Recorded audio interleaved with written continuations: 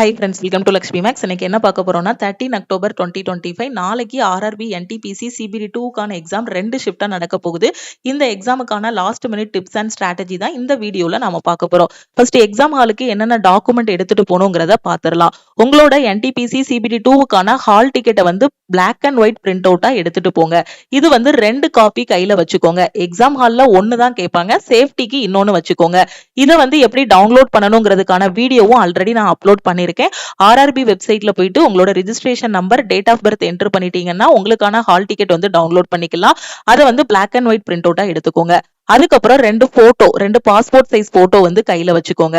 அதுக்கப்புறம் பாத்தீங்கன்னா ஆதார் கார்டோட ஒரிஜினல் கையில வச்சுக்கோங்க. ஓகே, சோ உங்களுக்கு பயோமெட்ரிக் வெரிஃபிகேஷன் வந்து எக்ஸாம் ஹால்ல நடக்கும். சோ ஆதார் கார்டோட ஒரிஜினல் வந்து மஸ்ட். இது போக இன்னொரு ஐடி ப்ரூஃப், கவர்மெண்ட் இஷ்யூ பண்ண வேற ஏதாவது ஒரு ID proof, driving licence, PAN card, இந்த மாதிரி வேற ஏதாவது ஒரு ஐடி ப்ரூஃபும் எக்ஸ்ட்ரா வந்து வச்சுக்கோங்க. ஓகேவா? சோ இதுதான் எக்ஸாம் ஹாலுக்கு கொண்டு போகக்கூடிய முக்கியமான டாக்குமெண்ட். ஓகே, எக்ஸாம் ஹாலுக்கு பாத்தீங்கன்னா லேட்டா போகாதீங்க. ரிப்போர்ட்டிங் டைம் வந்து உங்களோட ஹால் டிக்கெட்லயே மென்ஷன் பண்ணிருப்பாங்க. அந்த ரிப்போர்ட்டிங் டைமுக்கு கரெக்டா எக்ஸாம் ஹால்ல இருக்கிற மாதிரி பாத்துக்கோங்க. ஃபர்ஸ்ட் ஷிஃப்ட்டுக்கு பாத்தீங்க அப்படின்னா 7:30க்கு ரிப்போர்ட்டிங் டைம் வந்து கொடுத்திருக்காங்க. கேட் க்ளோசிங் டைம் பாத்தீங்க அப்படின்னா 8:30 வந்து கேட் க்ளோசிங் டைமா வந்து கொடுத்திருக்காங்க. ஓகேவா? ஸோ ஃபர்ஸ்ட் ஷிஃப்ட்டுக்கான எக்ஸாம் வந்து 9:30க்கு ஆரம்பிச்சு 11 வந்து முடிஞ்சிரும் அப்படிங்கிற மாதிரி ஹால் டிக்கெட்ல வந்து கொடுத்துருக்காங்க. 9:30க்கு தானே எக்ஸாம், அப்போ நம்ம லேட்டா போய்க்கலாம் அப்படின்லாம் போகக்கூடாது. 7:30 ரிப்போர்ட்டிங் டைம் கொடுத்துருக்காங்கன்னா 7:30க்கு எக்ஸாம் ஹால் போற மாதிரி போய்க்கோங்க. ஓகேவா? ஸோ எக்ஸாம் ஹாலுக்கு ரீச் ஆயிட்டீங்கன்னா அங்க போயிட்டு நீங்க ஒரு டைம் ரெஃப்ரெஷ் ஆகிட்டு எங்க உங்களுக்கு ஹால் போட்டிருக்காங்க அங்க கூடிய எல்லாத்தையுமே கரெக்டா தேடி பார்த்துட்டு உள்ள போறதுக்கு முன்னாடி பாத்தீங்கன்னா நிறைய வெரிஃபிகேஷன் நடக்கும். நீங்க கொண்டு போன ஹால் டிக்கெட் கரெக்டா கொண்டு வந்திருக்கீங்களா, நீங்க தான் எக்ஸாம் எழுத வந்திருக்கீங்களா, போட்டோ கரெக்டா இருக்கா, ஐடி ப்ரூஃப் கரெக்டா இருக்கா, அங்க கூடிய எல்லா வெரிஃபிகேஷனும் வெளியே வச்சு நடந்து முடிஞ்சதுக்கு அப்புறம் எக்ஸாம் ஹாலுக்குள்ள பாத்தீங்கன்னா பயோமெட்ரிக் வெரிஃபிகேஷன் நடக்கும். அந்த பயோமெட்ரிக் வெரிஃபிகேஷனுக்கு அப்புறமா பாத்தீங்கன்னா உங்களுக்கு ஒரு சிஸ்டம் வந்து அலோகேட் பண்ணுவாங்க. அந்த சிஸ்டம்க்கு உங்களுக்கு யூசர் நேம், பாஸ்வேர்ட் எல்லாமே கொடுத்துருவாங்க. ஓகேவா? சோ அதுக்கப்புறம் நீங்க 9:30க்கு எக்ஸாம் ஸ்டார்ட் ஆகிரும். 9:30ல இருந்து 11 மணி வரை நீங்க எக்ஸாம் எழுதுற மாதிரி இருக்கும். இந்த 7:30க்கே நீங்க போயிட்டீங்க அப்படின்னா உங்களுக்கு ஒரு மணி நேரம் பாத்தீங்கன்னா இந்த வெரிஃபிகேஷன் மட்டுமே இருக்கும். ஏன்னா நிறைய ஸ்டூடெண்ட்ஸ் வந்து எக்ஸாம் எழுத வருவாங்க CBD 2. ஓகேவா? அப்ப எல்லாருக்குமே வெரிஃபை பண்ணணும். அப்ப என்ன பண்ணுவாங்கன்னா 7:30ல இருந்து 8:30க்குள்ள வெரிஃபிகேஷன் முடிச்சிருவாங்க. அப்படி இல்லைன்னா 8:30ல இருந்து 9க்குள்ள வெரிஃபிகேஷன் முடிஞ்சு ஒவ்வொரு ஸ்டூடெண்ட்டுக்கா சிஸ்டம் வந்து அலோகேட் பண்ண ஆரம்பிச்சிருவாங்க. அதனால நீங்க சீக்கிரமா போயிட்டீங்கன்னா எந்த டென்ஷனுமே இல்லாம கரெக்டா நாம வந்து நம்ம சிஸ்டம் முன்னாடி உட்கார்ந்துக்கலாம். ஓகே, லாஸ்ட் மினிட்ல ஹரிபரியில போகும்போது பாத்தீங்க அப்படின்னா எக்ஸாம் ஹாலுக்குள்ள உள்ள விட மாட்டாங்க. அதுவே நமக்கு ஒரு டென்ஷன் ஆகிரும். அதனால ஃபர்ஸ்ட் வந்து சீக்கிரமா போகணும். ஓகேவா? எல்லா டாக்குமெண்ட்டும் ப்ராப்பரா வச்சிருக்கணும். சீக்கிரமா எக்ஸாம் ஹாலுக்கு போகணும். ஹால் டிக்கெட்டை வந்து black and white print out எடுத்துக்கணும். போட்டோ வச்சுக்கோங்க. ஆதார் கார்டோட ஒரிஜினல் வச்சுக்கோங்க. ஓகேவா? அதுக்கப்புறம் இப்ப கேர்ள்ஸ் யாராவது மருதாணி ஏதாவது கையில வச்சிருக்கீங்க அப்படின்னா அந்த மருதாணியை வந்து ரிமூவ் பண்ணிருங்க. ஏன்னா பயோமெட்ரிக் வெரிஃபிகேஷன் இது பண்ணும்போது நம்மளோட ரேகை எல்லாம் விழாது மருதாணி வச்சிருந்தீங்க அப்படின்னா. அப்ப அந்த மருதாணியை வந்து ரிமூவ் பண்ணிருங்க. ஓகேவா?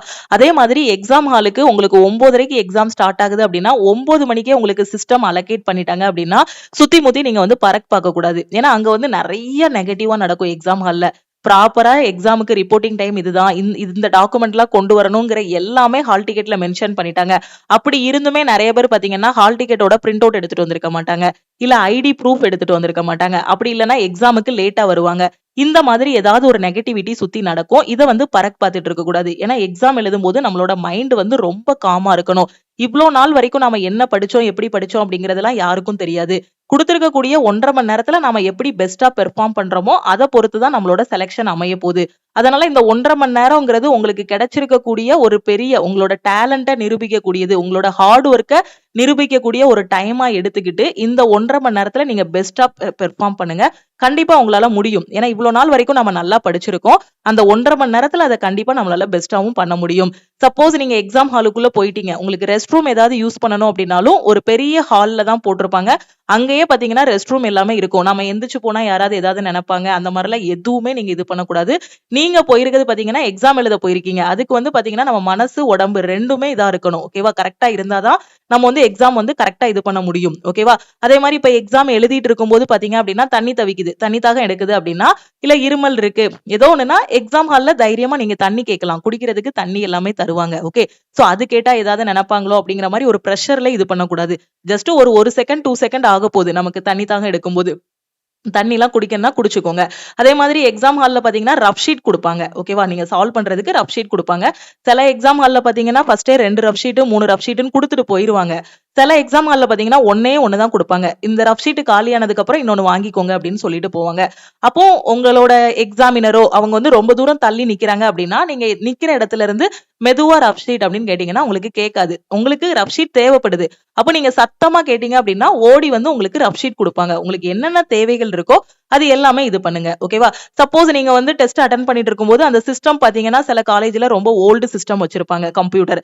அப்போ நாம ஒரு ஒயர் எதையாவது ஒண்ணு லைட்டா மிதிச்சிட்டோம்னு வச்சுக்கோங்களேன். அப்ப அந்த டைம்ல எல்லாமே எரர் வர மாரி ஆகிரும். சோ அப்பவும் நீங்க பதட்டப்படக்கூடாது. ஏன்னா 1 1/2 மணி நேரம் எக்ஸாம்னு வச்சுக்கோங்களேன். உங்களுக்கு ஒரு 30 மினிட்ஸ்ல இந்த மாரி எரர் வர ஆரம்பிச்சிருக்கு அப்படின்னா, என்ன பண்ணுவாங்கன்னா, இன்னொரு சிஸ்டம் அலோகேட் பண்ணுவாங்க. எந்த இடத்துல உங்களோட எக்ஸாம் ஸ்டாப் ஆயிச்சோ, அதே இடத்துல இருந்து கன்டின்யூ ஆகும். அத பார்த்தும் நீங்க வந்து என்ன பண்ணக்கூடாது, பதறக்கூடாது. எனக்கு மட்டும் தான் எக்ஸாம் டைம் வந்து கம்மியா குடுத்துருக்காங்க. அப்படிங்கிற மாரி பதறவும் கூடாது. கடைசி வரைக்கும் நம்ம காமான மைண்ட் செட்ல உட்கார்ந்து சூப்பரா எக்ஸாம் எழுதிட்டு வந்துரணும். அதுக்கப்புறம் பார்த்தீங்கன்னா, நம்ம எக்ஸாம் எழுதிட்டு இருக்கும்போது நம்மகிட்ட சைன் வாங்க வருவாங்க. அந்த ஃபிங்கர் பிரிண்ட், இந்த ரேகையெல்லாம் அந்த ஸ்டாம்ப் பேட்ல வச்சு வைக்க சொல்லுவாங்க ஹால் டிக்கெட்ல. நான் சில எக்ஸாம் ஹால்ல பார்த்தீங்கன்னா, நம்ம எக்ஸாம் ஆரம்பிக்கிறதுக்கு முன்னாடியே இந்த வேலையெல்லாம் முடிச்சுருவாங்க. சில எக்ஸாம் ஹால்ல பார்த்தீங்கன்னா, கரெக்ட்டா ஒரு சம் அப்பதான் உட்கார்ந்து நம்ம சால்வ் பண்ணிட்டு வேகமா உட்கார்ந்து சால்வ் பண்ணிட்டு இருப்போம். அப்ப வந்து நின்னுட்டு அது அந்த ஷீட்ட கையில குடுப்பாங்க. குடுத்துட்டு அது மட்டும் காணாதுன்னு பக்கத்துல இருக்கவங்களுக்கும் பாஸ் பண்ணி விடுங்கன்ட்டு நமக்கு ஒரு வேலை குடுத்துட்டு போவாங்க. நமக்கே எக்ஸாம்ல 1 1/2 மணி நேரம் தான். நமக்கு ஒரு 2 நிமிஷம் வேலை குடுப்பாங்க. அப்ப அந்த டைம்ல நம்ம பதறக்கூடாது. அவங்க கிட்ட சண்டை போடக்கூடாது. எனக்கு எக்ஸாம் வந்து 1 1/2 மணி நேரம் இல்ல. 1 மணி நேரம் 28 நிமிஷம் தான் எனக்கு எக்ஸாம் அப்படின்னு ஒரு பாசிட்டிவ் மைண்ட் செட்டா மாத்திட்டு கரெக்ட்டா என்ன பண்ணணும்? சால்வ் பண்ண ஆரம்பிக்கணும். ஓகே. சோ ஃபர்ஸ்ட் எடுத்தது எந்த கொஸ்டின் சால்வ் பண்ணணும் அப்படின்னா, ஈஸியான கொஸ்டின். அதுக்கப்புறம் பாத்தீங்கன்னா, மாடரேட்டான கொஸ்டின். அதுக்கப்புறம் டிஃபிகல்ட்டான கொஸ்டின் எடுத்து நீங்க சால்வ் பண்ணணும். ஓகே. கடைசி வரைக்கும் நீங்க ஒண்ணே ஒண்ணு மெயின்டெயின் பண்ணணும். என்னன்னா, ஸ்பீடு, அக்யூரசி இது 2யும் கரெக்ட்டா மெயின்டெயின் பண்ணணும். உங்களுக்கு கண்டிப்பா தெரிஞ்சிருக்கும். ரயில்வேல நெகட்டிவ் மார்க் வந்து 1/3 வந்து நெகட்டிவ் மார்க் இருக்கு. ஒரு கொஸ்டின் தப்பா போட்டோம் அப்படின்னா 1/3 மார்க் கரெக்ட்டா இருக்கிறதுல இருந்து போயிரும். அப்ப நம்ம என்ன பண்ணணும்? அக்யூரசிய மெயின்டெயின் பண்ணணும். சும்மா 120 கொஸ்டின் இருக்கு அப்படின்னா, ரேண்டமா அடிச்சு விட்டுறக்கூடாது. கரெக்ட்டா 120க்கு உங்களுக்கு 100 தான் தெரியுது அப்படின்னா, 100 மட்டும் தான் அட்டெண்ட் பண்ணணும். தெரியாத கொஸ்டின தொடக்கூடாது. 100% ஷூரா தெரியக்கூடிய கொஸ்டின மட்டும் ஆன்சர் பண்ணுங்க. ஓகே. கரெக்ட்டான ஒரு பிளான வந்து போட்டுக்கோங்க. கண்டிப்பா வீட்ல இருந்து எல்லாருமே மார்க் டெஸ்ட் எல்லாமே எடுத்திருப்பீங்க. ஈஸியான கொஸ்டின் ஃபர்ஸ்ட் எடுத்ததும் ஜெனரல் அவேர்னஸ் அட்டெண்ட் பண்ணிருங்க. ஏன்னா அதுல வந்து கால்குலேஷனே இருக்காது. ரீட் பண்ண போறோம், ஆன்சர் சூஸ் பண்ண போறோம். அதுக்கப்புறமா ரீசனிங் அட்டெண்ட் பண்ணுங்க. கடைசியா மேத்ஸ் அட்டெண்ட் பண்ணுங்க. ஏன்னா எடுத்ததும் நம்ம மேத்ஸ வச்சுட்டோம்னு வச்சுக்கோங்களேன், கால்குலேஷன் இருக்கும். அப்போ ரொம்ப இன்ட்ரெஸ்ட்டா என்ன பண்ணுவோம்? சால்வ் பண்ணி அத மட்டும் தான் இது பண்ணிட்டே இருப்போம். ம் கடைசி நிமிஷத்துல ஜிகேக்கும், ரீசனிங்க்கும் டைம் இல்லாம போயிரும். அதனால ஃபர்ஸ்ட் ஜிகேல வந்து இருக்கக்கூடிய 50 கொஸ்டினையும் ரீட் பண்ணுங்க. Current affair, history, polity, geography, economy, computer இதுல இருந்தா கொஸ்டின் கேட்டிருப்பாங்க.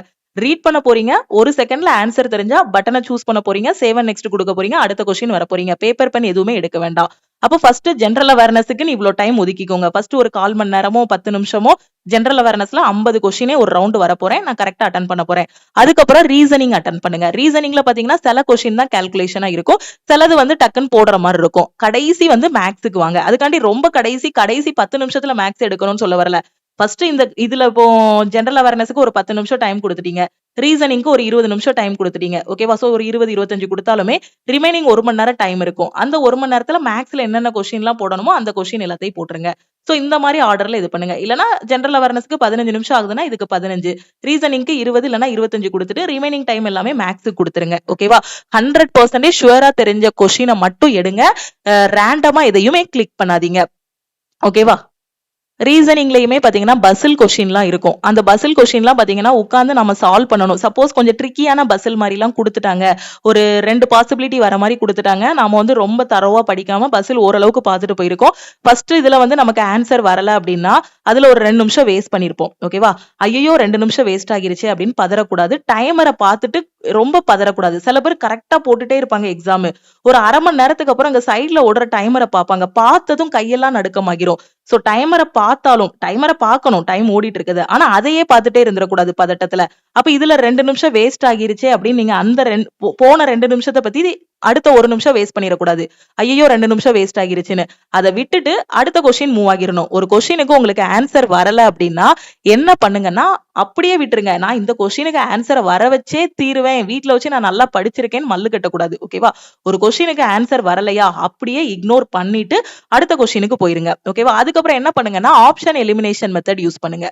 சப்போஸ் சில கொஸ்டினுக்கு வந்து நம்ம பாத்தீங்கன்னா ஆப்ஷன் எலிமினேஷன் மெத்தட்னா நிறைய ஆன்சர் கண்டுபிடிக்க வேண்டாம். ஃபர்ஸ்ட் நம்பர் வச்சு மட்டும் எலிமினேட் பண்றது, யூனிட் டிஜிட் மட்டும் வச்சு எலிமினேட் பண்றது, ரீசனிங்ல கோடிங் டிகோடிங் கொடுக்குறாங்கன்னா ஃபர்ஸ்ட் லெட்டர் வச்சு மட்டும் எலிமினேட் பண்றது.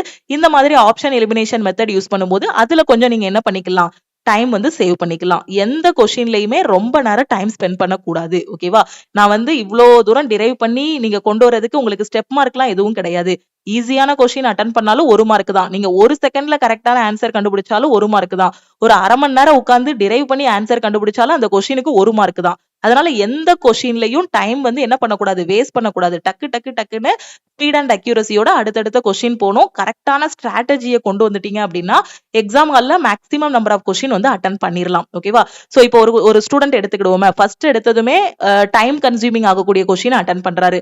இன்னொரு ஸ்டூடெண்ட் வந்து புத்திசாலித்தனமா ஃபர்ஸ்ட் எடுத்ததுமே டைம் கம்மியா எடுக்கக்கூடிய ஈஸியான கொஸ்டின் அட்டன் பண்றாரு.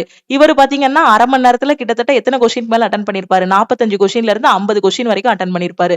இந்த கஷ்டமான கொஸ்டின் டைம் அதிகமா எடுக்கக்கூடிய ஸ்டூடெண்ட் பாத்தீங்கன்னா அந்த டைம் கன்சியூமிங்கான கொஸ்டினுக்கு சிலதுக்கு ஆன்சர் வந்திருக்காது, சிலதுக்கு ஆன்சர் வந்திருக்கும். அப்படி பார்க்கும்போது இவர் வந்து ஒரு 20 கொஸ்டின் வேணா அட்டன் பண்ணிருப்பாரு அந்த 1/2 மணி நேரத்துல. அப்போ நமக்கு என்னது, கஷ்டமான கொஸ்டின் அட்டன் பண்றவங்களுக்கு எதுக்கும் எக்ஸ்ட்ரா மார்க் கொடுக்க போறது இல்ல. அப்போ ஃபர்ஸ்ட் ஈஸியான கொஸ்டின் அட்டன் பண்ணும்போது நமக்கே ஒரு பாசிட்டிவான ஒரு மைண்ட் செட் கிடைக்கும். 45 கொஸ்டின் அட்டன் பண்ணியாச்சு, இன்னும் நமக்கு தெரிஞ்ச கொஸ்டின் இருக்கு, அப்ப இந்த டைமுக்குள்ள நம்ம இவ்வளவு கொஸ்டின் அட்டன் பண்ணிரலாம், 100% அக்யூரசியும் மெயின்டைன் பண்ணிட்டு இருக்கோம், அப்ப சூப்பரா எக்ஸாம் எழுதிரலாங்க கூடிய ஒரு பாசிட்டிவ் மைண்ட் செட்டும் வந்துரும். ஓகேவா? சோ இந்த மாதிரி கரெக்டா பார்த்து எக்ஸாம்ல வந்து அட்டன் பண்ணுங்க. சோ ஃபர்ஸ்ட் ஸ்டார்டிங்ல இருந்து லாஸ்ட் வரைக்கும் உங்களோட அந்த பாசிட்டிவ் மைண்ட் செட்டை மட்டும் விட்டுறாதீங்க. கண்டிப்பா உங்களால முடியும். சோ எதுவா இருந்தாலும் ரெண்டையுமே மெயின்டைன் பண்ணுங்க. கரெக்டா நம்ம பிசிக்கலாவும் அங்க பிரசன்டா இருக்கணும், மென்டலாவும் அங்க எப்படி இருக்கணும், பிரசன்டா இருக்கணும். ஓகேவா? சோ ஏன்னா மைண்ட் வேற எங்கேயோ யோசிச்சுட்டு இருக்க கூடாது, கை மட்டும் எக்ஸாம்ல இது பண்ணிட்டு இருக்க கூடாது. அதனால நைட் நல்லா தூங்குங்க. ஓகே?